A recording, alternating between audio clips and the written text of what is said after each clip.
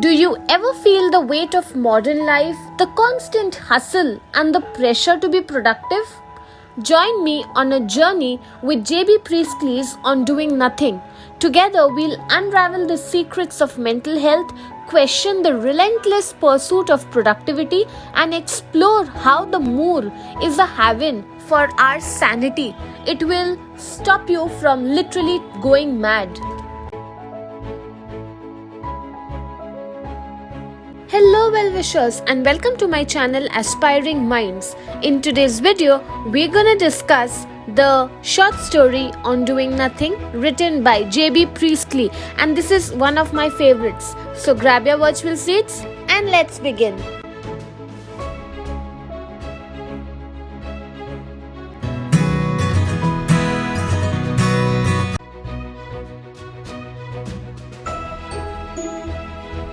Before I even begin going in details of the story, these are the two main takeaways that you need to keep in mind when you are reading this story, so beautifully told.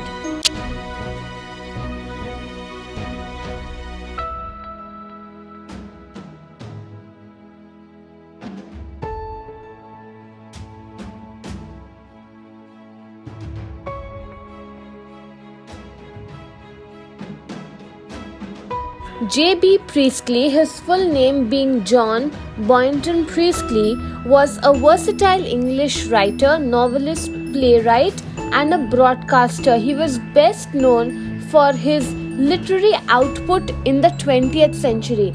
He began his career as a journalist, and his experiences during World War I, which deeply influenced his later works. Priestley's writing often explored social issues and human relationships. His famous works include An Inspector Calls, The Good Companions, Time, and The Conveys.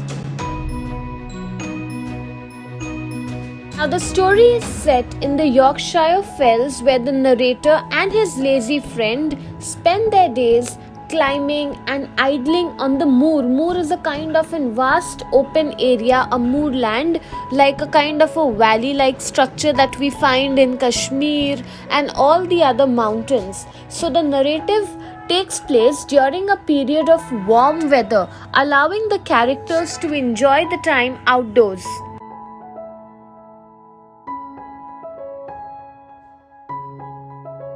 Central message of the story revolves around the value of idleness and the therapeutic benefits of doing nothing. It challenges the societal expectations which often do not promote, I could say, laziness. The story tells us that we need to reconsider our ideas about being idle, suggesting that often if we take a break from the constant activity in our daily lives, it will contribute to a better mental well-being and indirectly improve the health overall of the society. Now, the story begins where the narrator tells us about how he would spend time with a lazy artist friend in the Yorkshire Fells. They would spend their days climbing, reaching high altitudes, and then enjoying a nice leisure time lying on the moor on the grass doing nothing. He then goes on to describe the moor as being a clean, bare antechamber which would give a heaven-like experience on earth, and they would enjoy observing the changing patterns of the moor throughout the day. The moor's remoteness, its disconnect from the outside world, would provide a kind of a place where there was cleansing on an internal and spiritual level, and would also provide a mental rest to the two of them. Daily routine of the friends was gazing at the sky, indulging in having tobacco, sandwiches, and chocolate. They would exchange a few remarks here and there, but as they would come to a close with that, they would just be there doing nothing. Right? So there was a lot of enjoyment that they had over here.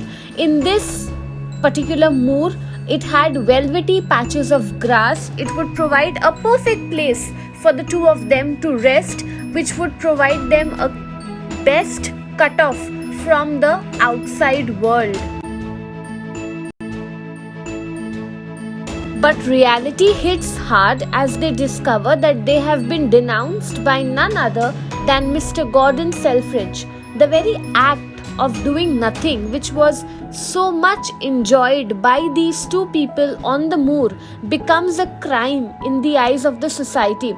So here we see our storyteller J.B. Priestley steps in, challenging Mr. Selfridge's condemnation. Mr. Selfridge would not like this notion, this idea of people spending and enjoying time on the moor. So he argues that the world's problems are not born from laziness but rather from misdirected energy. Now what do I mean by this? We see J.B. Priestley critiquing the society, right? He's saying that the center of our beliefs system is completely wrong. If you're being lazy, or sometimes when you're doing nothing, that is also contributing in some way or the other, because it's giving you that kind of rest and relaxation that you need in this otherwise fast-paced world. And Priestley gives us an example of this. Let's see how.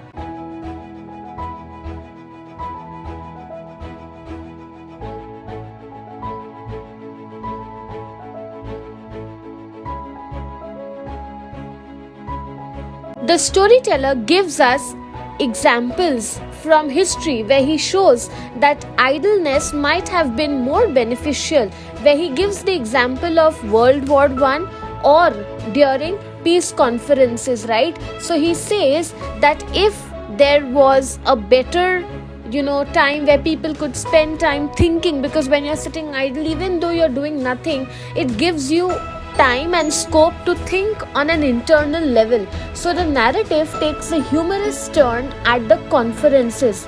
He's saying that the attendees of these conferences which are held, they waste their time discussing very useless, trivial matters and condemning the length of the ladies' skirts, of addressing monumental issues. Basically there have been times where most of the conferences, what are they talking about? What should be the dressing style of people, what should be the there are some useless rules which are passed in these conferences. So Priestley over here is saying that instead of doing that, you should indulge in constructive conferences. So he's calling the people to think deeply about these issues, to embrace the idea of mental health benefits of doing nothing.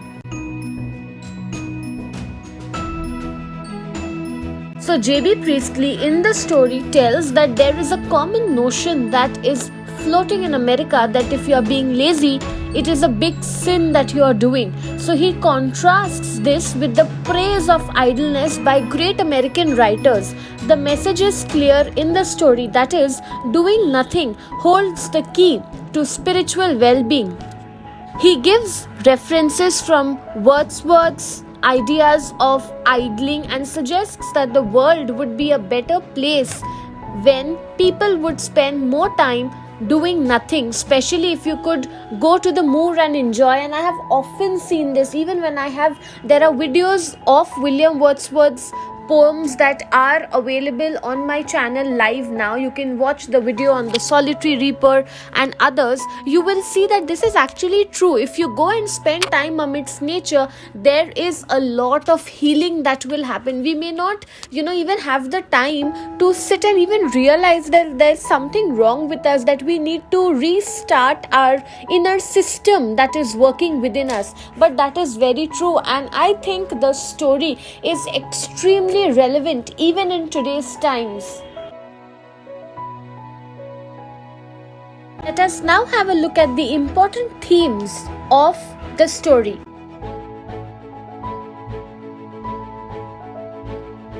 Laziness versus productivity.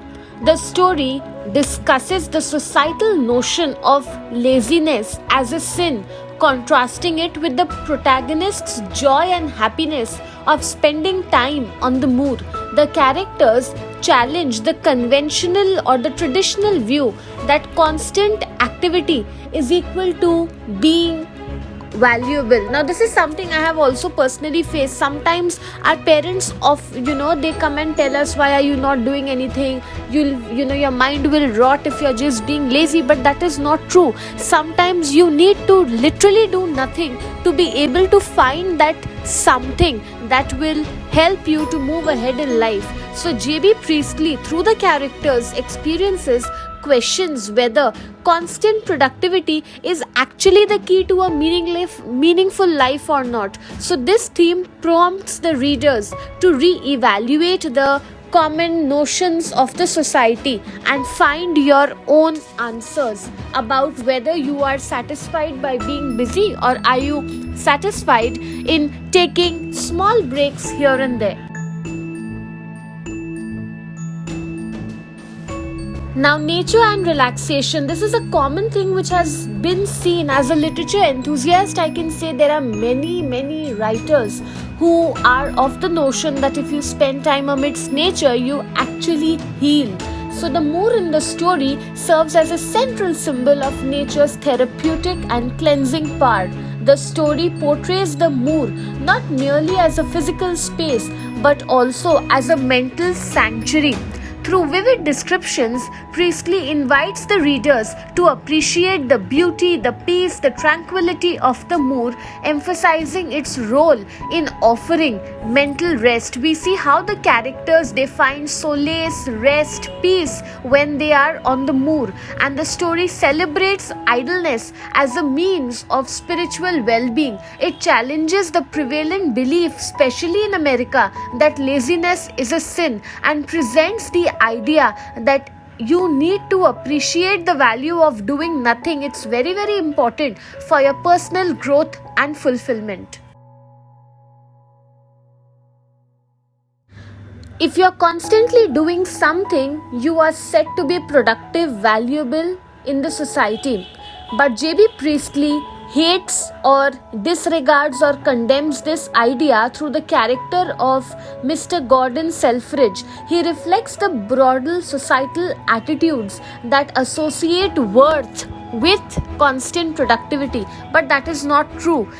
You might be busy, but you may not be valuable. So in reality, the actual notion of productivity would be if you are being able to come up with good outcomes, and for a balanced life you need to take breaks. There is no doubt about that. And apart from that, to support his argument, J.B. Priestley also suggests that there are consequences if you do not direct your energy towards the correct things in life. Remember, I told you he gives reflections or examples from history and also about conferences to show that most of these things which people consider to be productive, like the conferences, actually they are discussing rubbish issues. I'm sorry if I might be saying that, but that is true. Their concerns are about matters which are very trivial and do not even need attention in the face of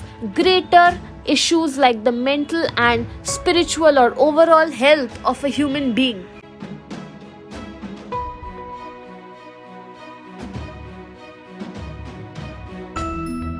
So that's it from this video. I hope you liked it. Do hit the like button, subscribe to my channel for more such future updates. Thank you for watching.